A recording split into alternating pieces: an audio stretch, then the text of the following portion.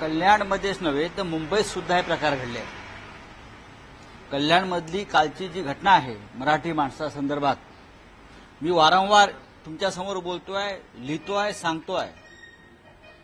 कल्याणमध्ये मराठी माणसावर परप्रांतीयांनी काल हल्ले केले. मराठी माणसं घाणेरडी आहेत. मराठी माणसाला जगण्याचा अधिकार नाही. मराठी माणसाला घाणेरड्या शिव्या घातल्या. मुंबईत सुद्धा मराठी बोलायचं नाही. मराठी माणसाला जागा नाकारण्यात येत आहेत. हे लोढा गुंडेचा वगैरे वगैरे नावं घेईन मी नंतर सगळी. ही हिंमत ज्या महाराष्ट्रामध्ये हिंदुहृदय सम्राट बाळासाहेब ठाकरे यांनी मराठी माणसासाठी जी शिवसेना निर्माण केली, मराठी माणसाच्या हक्कासाठी, भारतीय जनता पक्षानं नरेंद्र मोदी, अमित शहा, देवेंद्र फडणवीस यांनी मराठी माणसाची संघटना फोडून महाराष्ट्र आणि मराठी माणूस कमजोर केला, ते यासाठीच की इथे मराठी माणसाला दुय्यम दर्जाची वागणूक मिळावी, मराठी माणसाची लढण्याची ताकद नष्ट व्हावी. आणि ही मुंबई आणि आजूबाजूचा परिसर हा अडाणी, लोढा, गुंडेचा, बरं का, आणि सगळे इतर मराठी बिल्डर व्यापाऱ्यांच्या घशात घालावा, यासाठी नरेंद्र मोदी, अमित शहा, देवेंद्र फडणवीस आणि त्यांचे सगळा गोतावळा, व्यापारी गोतावळा, त्यांनी मराठी माणसाला कमजोर केलाय. आणि कालच्या विधानसभा निवडणुकीच्या निकालानंतर हे मराठी माणसावरचे हल्ले वाढायला लागलेले आहेत. हे लक्षात घेतलं पाहिजे आपण. मराठी माणसाचे खून पडायला लागलेले आहेत. मराठी माणसाला मुंबईतून घालवायचे उद्योग सुरू आहेत. ठाणे, कल्याण, डोंबिवलीतून सुद्धा मराठी माणसाने राहू नये अशा प्रकारचं वातावरण निर्माण केलं. याचं कारण शिवसेना तोडली, शिवसेना कमजोर केली. पण स्वतःला जे शिवसेना म्हणून जे समजतायत, नरेंद्र मोदी आणि अमित शहाने ज्यांच्या हातामध्ये शिवसेना आणि चिन्ह दिलं, ते नामर्द लोक जे आहेत सरकारमध्ये बसलेले, शिवसेना म्हणून नामर्द लोक आहेत, त्यांना कालच्या कल्याणमधल्या घटनेची वेदना टोचते आहे का? आम्ही बघू काय करायचं ते. मराठी माणसाच्या संदर्भात ज्यांना ही वेदना आहे त्यांनी एकत्र आलं पाहिजे, असं मी वारंवार सांगतो. नामर्द आहेत, हे नामर्द आहेत, हे सत्तेसाठी लाचार आहेत. त्यांनी बाळासाहेब ठाकरेंची मराठी माणसाची संघटना फोडायला मदत केली, हे लाचार आहेत. यांनी महाराष्ट्राचं, मराठी माणसाचं नुकसान केलेलं आहे, बरं का. मला जेव्हा ईडीनं अटक केली तेव्हा माझं वाक्य आहे, महाराष्ट्र कमजोर होतोय, पेढे वाटा म्हणून. प्रत्येक मराठी माणसाविषयी बोलणाऱ्या प्रत्येक संस्था, संघटना, व्यक्तीवरती हे हल्ले सुरू आहेत. आणि हे फार मोठं राष्ट्रीय कारस्थान. मुंबईचं गुजरातीकरण करायचं, उत्तर भारतीयकरण करायचं आणि मराठी माणसाला इथून कायमचं तडीपार, हद्दपार करायचं. कालचा मराठी माणसावरचा हल्ल्यासंदर्भात महाराष्ट्राच्या मुख्यमंत्र्यांनी माफी मागायला पाहिजे. आपण महाराष्ट्राच्या मराठी माणसाचे प्रतिनिधी आहात ना, तुम्हाला लाज वाटली पाहिजे. उपमुख्यमंत्री आहेत 2, स्वतःला कसले मराठी समजताय तुम्ही? लाज वाटली पाहिजे तुम्हाला.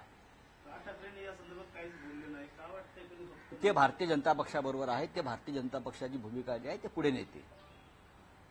भारतीय जनता पक्षाची भूमिका महाराष्ट्रातून मराठी माणसाला नष्ट करण्यासंदर्भातली आहे. लाज वाटली पाहिजे या सगळ्यांना. मराठी म्हणून आपण स्वतःला म्हणून घेता. हा छत्रपती शिवाजी महाराजांचा महाराष्ट्र, बाळासाहेब ठाकरेंचा महाराष्ट्र हा. आणि काय अवस्था आहे मराठी माणसाची, बोला.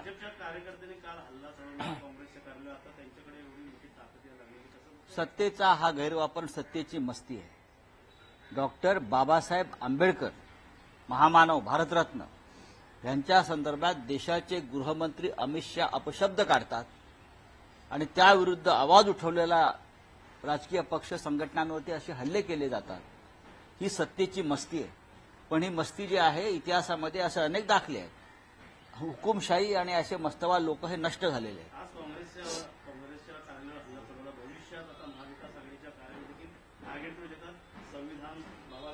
आम्ही संविधान वाचवण्यासाठी झगडतो आहोत. भविष्यात कोणावरती हल्ला करणार आमच्यावर, त्यांचे 100 बाप खाली उतरायला पाहिजे. मी असतो ना दिल्लीत एकटा, आमची सगळी सुरक्षा व्यवस्था काढून घेतलेली आहे. आम्ही जण भीक मागत बसलो नाही आम्हाला सुरक्षा द्या म्हणून. हिंमत असेल तर या अंगावर. शिवसेनेवरती हल्ले करणार हे पाहू. त्यांनी मराठी माणसावर नक्कीच हल्ले केले, सुरू केलेले आहेत. ही त्यांची सुरुवात, हा त्यांचा अंत आहे. मराठी माणसावरचे हल्ले ही जी सुरुवात आहे त्यांची सत्तेच्या मस्तवालपणाच्या, भाजपच्या अंताची सुरुवात आहे. सर, भारत जोडो न्याय यात्रा झाली होती. आपण महाविकास आघाडी म्हणूनही पाठिंबा दिला होता, पण आता मुख्यमंत्री म्हणतात भारत जोडो न्याय यात्रेमध्ये नक्षलवादी ठीक आहे. मुख्यमंत्री काय बोलतात त्याच्याकडे फार लक्ष देऊ नका. महाराष्ट्रामध्ये किंवा देशामध्ये नक्षलवाद पूर्ण संपलाय असं अमित शहा एका बाजूला म्हणतात. नक्षलवादी कोण? अमोल पालेकर नक्षलवादी होते का? बाबा आढाव नक्षलवादी होते? संजय राऊतांसारखे अनेक लोक, आर्मी ऑफिसर, अनेक निवृत्त आर्मी अधिकारी ज्यांनी देशासाठी रक्त सांडले, गोळ्या झेललेल्या आहेत, हे सगळे नक्षलवादी होते का? तुम्हाला या देशाचं काय करायचं आहे? तुम्ही नक्षलवादी कोणाला म्हणताय? अतिरेकी कोणाला म्हणताय? तुमच्या अवतीभोवतीचे भ्रष्टाचारी आहेत ना, आधी त्यांचा बंदोबस्त करा. सर, ना सीसीटीवी ना कोई वीडियो, फिर भी राहुल गांधी पर मामला दर्ज हुआ है सर. देखो, सरकार उनकी है, सत्ता उनकी है. मैं कल राहुल गांधी जी के साथ था, आपने देखा होगा वीडियो. मैं राहुल जी के साथ था. बाद में हम पार्लियामेंट चले गए, राहुल गांधी वहां मौजूद नहीं थे. हम लोग सब अंदर चले गए. राहुल जी थे, प्रियंका जी थी, सभी कांग्रेस के थे और इंडिया ग्रुप के सभी लोग थे वहां. हम जा रहे थे. मैं ये जो मिस्टर सारंगी है और राजपूत है उनको पहचानता हूं. सारंगी का बैकग्राउंड आप एक बार देख लीजिए. ऐसे नौटंकी करने में ये लोग नंबर 1 है. उनको ड्रामा थिएटर का पुरस्कार मिलना चाहिए, अवार्ड मिलना चाहिए. नाटक कंपनी का ये लोगों को, ये नाट्यशाला है. भारतीय जनता पार्टी ये नाट्यशाला है. हमारे मराठी में बोलता है नटरंगी नार. ये नटरंगी नार है, ये नाट्यशाला है. उनका नाटक बंद होगा. अजित पवार पर सवाल उठा रहे थे, घोटाले के आरोप लगा रहे थे. कल वही देवेंद्र फडणवीस ने कहा है कि Ajit Pawar permanent deputy CM रहे, लेकिन वो एक दिन सीएम बनेंगे. नहीं, प्रधानमंत्री भी बन सकते. अगर देवेंद्र फडणवीस चाहते हैं एक दिन वो सीएम बनेंगे तो शायद वो प्रधानमंत्री भी बन सकते हैं. प्रधानमंत्री बनेंगे, क्या क्या बन सकते हैं. और एकनाथ शिंदे भी बनेंगे. फिर आप क्या करोगे? आपको भी तो प्रधानमंत्री बनना है ना, देवेंद्र जी को. सर, मोहन भागवतांनी मोठं वक्तव्य केलेलं आहे, भाजपचे कान टोचलेले आहेत. राम मंदिर बांधणं म्हणजे बघा, भागवतांच्या कान टोचण्याला काय अर्थ नाही. कान टोचणं, कानाला भोकं पाडणं, याच लोकांनी भाजपला सत्तेवरती आणलं, हे लक्षात घ्या. देशाचं नुकसान करणारं, महाराष्ट्राचं नुकसान करणारं काम हे आरएसएसने केलं आहे. म्हणून मराठी माणसावर मुंबईत हल्ले होत आहेत. तेव्हा भागवतांच्या कान टोचण्याकडे फार लक्ष देऊ नका. ज्यांच्यावर तुम्ही भ्रष्टाचाराचे आरोप केले संघानं आणि ज्यांच्यामुळे आम्ही पराभूत झालो लोकसभेला, असा अजित पवारांवरती आपण आरोप केला, तर अजित पवारांना तुम्ही बौद्धिकाला बोलवता, बौद्धिक घ्यायला बोलवता त्यांचे लोक, आणि त्यांचा प्रचार केला तुम्ही विधानसभेत. फार लक्ष देऊ नका. सर, मुंबई कांग्रेस ऑफिस में हमला हुआ है, क्या उसका समर्थन मुख्यमंत्री करने वाले हैं क्या? एक पॉलिटिकल पार्टी, एक राष्ट्रीय पार्टी है कांग्रेस, जिस पार्टी ने देश के स्वतंत्रता संग्राम में सबसे बड़ा योगदान दिया है. बीजेपी का योगदान नहीं है, आरएसएस का कोई योगदान नहीं है, कांग्रेस का योगदान है स्वतंत्रता संग्राम में. ऐसे पार्टी के मुंबई के कार्यालय में जिस तरह से भाजपा के गुंडे कल हड़कंप मचा रहे थे, हल्ला बोल कर रहे थे, क्या इस राज्य के मुख्यमंत्री उसका समर्थन करने जा रहे? शर्म आनी चाहिए. सर, मसाजोगचे जे सरपंच संतोष देशमुख यांचा अहवाल समोर आला, संपन्न गंभीर दुखापत. त्यांचा अत्यंत गंभीर गोष्ट आहे. आणि जितेंद्र आव्हाड, आमदार सुरेश धस हे जे मागणी करतायत की मुख्य आरोपीला अटक करा, ते अद्याप का अटक होत नाही. आणि मुख्य आरोपीला पाठीशी घालणारे त्याचे जे बाहुबली आहेत ते देवेंद्र फडणवीस यांच्याबरोबर मंत्रिमंडळात मांडीला मांडी लावून बसलेले. हे महाराष्ट्रावर राज्य करणार आणि हे महाराष्ट्राला शांतपणा देणार. चला, थँक्यू. हे सरकार आल्यापासून आतापर्यंत 20 जणांचा दुर्दैवी मृत्यू झालेला आहे. दुर्दैवी मृत्यूने हत्या झालेल्या आहेत. हे काल बोटीचा अपघात झाला वगैरे सोडा, हे अपशकुनी सरकार.